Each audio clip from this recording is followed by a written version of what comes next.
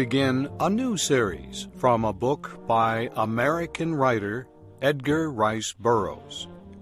The book is called A Princess of Mars. It is the first book in a series that Mr. Burroughs wrote about a man who travels to Mars during the last years of the 1800s. There, the man meets strange beings and sees strange sights. At first, he is a captive, then a warrior, and after many battles, a prince of a royal family. Shep O'Neal begins the story of A Princess of Mars.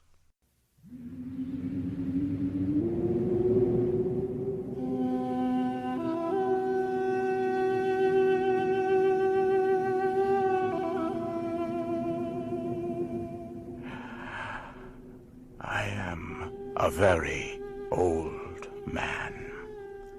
How old, I do not know. It is possible I am 100, maybe more. I cannot tell because I have never aged as other men do.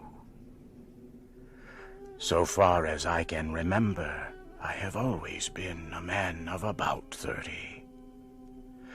I appear today as I did 40 years ago, yet I feel that I cannot go on living forever. Someday, I will die the real death from which there is no escape. I do not know why I should fear death, I who have died 2 times, and am still alive. I have never told this story. I know the human mind will not believe what it cannot understand. I cannot explain what happened to me. I can only tell of the 10 years my dead body lay undiscovered in an Arizona cave.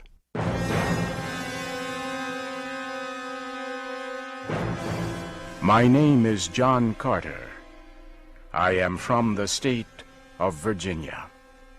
At the close of the Civil War, I found myself without a home, without money, and without work.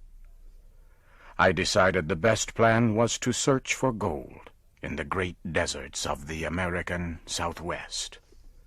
I spent almost a year searching for gold with another former soldier, Captain James Powell, also of Virginia. We were extremely lucky. In the winter of 1865, we found rocks that held gold. Powell was trained as a mining engineer. He said we had uncovered over $1 million worth of gold in only 3 months. But the work was slow, with only 2 men and not much equipment.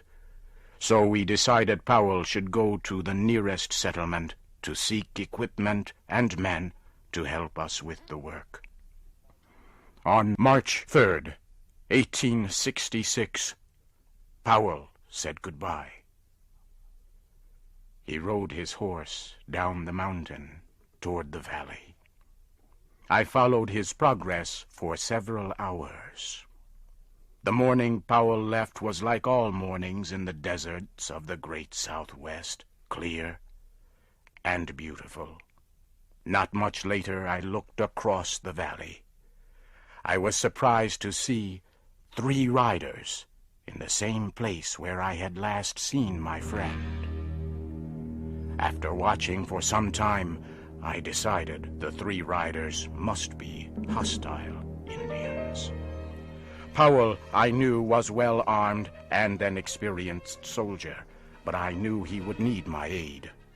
I found my weapons, placed a saddle on my horse, and started as fast as possible down the trail taken by Powell. I followed as quickly as I could until dark. About 9 o'clock, the moon became very bright. I had no difficulty following Powell's trail.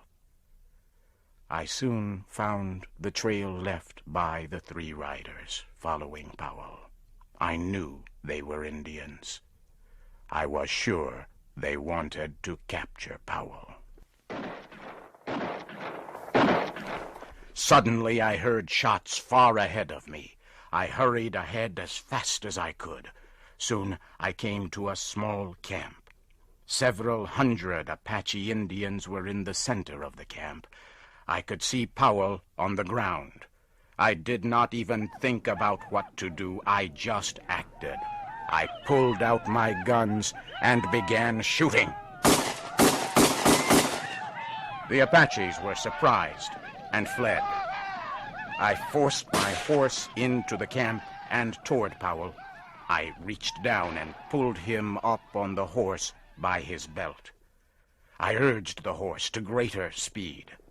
The Apaches, by now, realized that I was alone and quickly began to follow. We were soon in very rough country. The trail I chose began to rise sharply. It went up and up. I followed the trail for several hundred meters more until I came to the mouth of a large cave.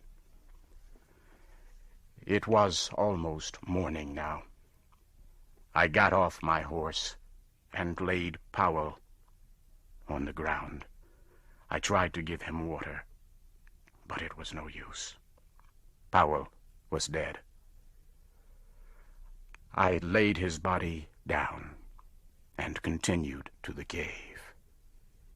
I began to explore the cave. I was looking for a safe place to defend myself, or perhaps for a way out, but I became very sleepy. It was a pleasant feeling. My body became extremely heavy. I had trouble moving. Soon I had to lay down against the side of the cave. For some reason, I could not move my arms or legs. I lay facing the opening of the cave. I could see part of the trail that had led me here. And now I could see the Apaches. They had found me, but I could do nothing. Within a minute, one of them came into the cave. He looked at me, but he came no closer. His eyes grew wide. His mouth opened. He had a look of terror on his face. He looked behind me for a moment and then fled. Suddenly, I heard a low noise behind me. So could the rest of the Apaches. They all turned and fled. The sound became louder, but still I could not move. I could not turn my head to see what was behind me. All day I lay like this. I tried again to rise, and again, but I still could not move. Then I heard a sharp sound. It was like a steel wire breaking. I quickly stood up. My back was against the cave wall. I looked down. There before me lay my body.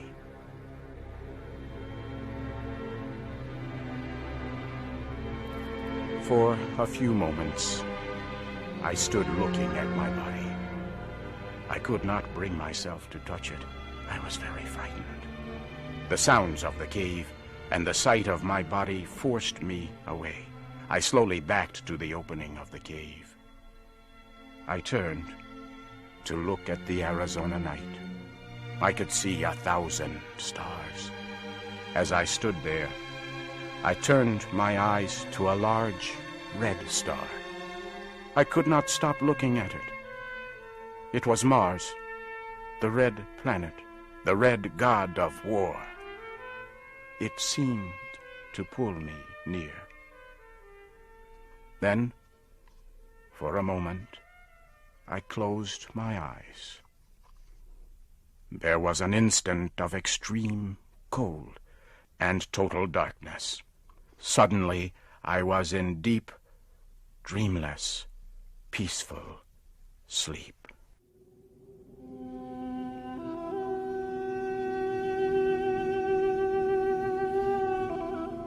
I opened my eyes upon a very strange land. I immediately knew then I was on Mars. Not once did I question this fact. My mind told me I was on Mars, as your mind tells you that you are upon Earth. You do not question the fact. Nor did I. I found myself lying on a bed of yellow-colored grass that covered the land for kilometers. The time was near the middle of the day, and the sun was shining full upon me. It was warm. I decided to do a little exploring. Springing to my feet, I received my first Martian surprise. The effort to stand carried me into the Martian air to the height of about 1 meter. I landed softly upon the ground, however, without incident. I found that I must learn to walk all over again. My muscles were used to the gravity of Earth. Mars has less gravity. My attempts to walk resulted in jumps and hops, which took me into the air. I once landed on my face. I soon learned that it took much less effort for me to move on Mars than it did on Earth. Near me was a small, low wall. Carefully, I made my way to the wall and looked over. It was filled with eggs, some already broken open. Small, green creatures were in them. They looked at me with huge red eyes. As I watched the fierce-looking creatures, I failed to hear 20 full-grown Martians coming from behind me. They had come without warning. As I turned, I saw them. One was coming at me with a huge spear, with its sharp tip pointed at my heart.